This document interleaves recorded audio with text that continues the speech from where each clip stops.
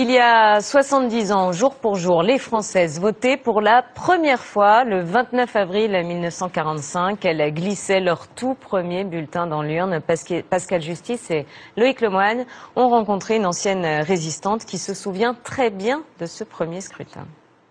La France n'a pas voté depuis 9 ans. Et depuis 9 ans, bien des choses ont changé. Pour ce scrutin municipal du 29 avril 1945, 12 millions de Françaises viennent aux urnes pour la toute première fois. La poule des électrices, une gentille maman. Madame Joliot-Curie, pour un seul instant, a quitté son laboratoire.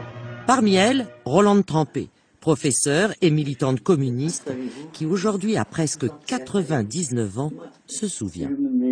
Avant la guerre, j'étais pas en âge de voter. Moi, qu'on vote, ça me paraissait aller de soi, étant donné le rôle que les femmes jouaient pendant toute la résistance. Parce qu'enfin, j'ai été résistante quand même. C'est le général de Gaulle qui, un an plus tôt, à la tête du gouvernement provisoire, promulgue depuis Alger l'ordonnance qui donne le droit de vote aux femmes, près d'un siècle après les hommes. Les suffragettes s'étaient pourtant mobilisées entre les deux guerres.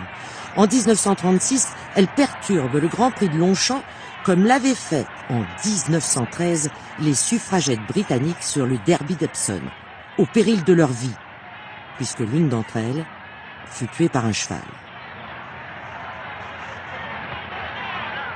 Dans les années 30, les femmes votaient partout en Europe, sauf en Bulgarie, en Yougoslavie, en Suisse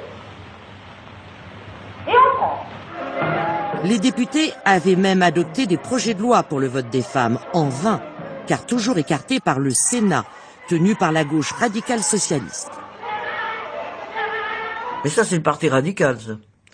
D'avant-guerre, qui a toujours été hostile au vote des femmes.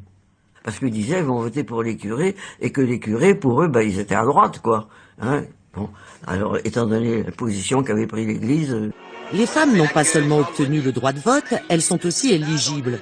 Rolande Trempé est élue conseillère municipale à Mézières, dans les Ardennes, et encourage les femmes décontenancées par ce nouveau droit.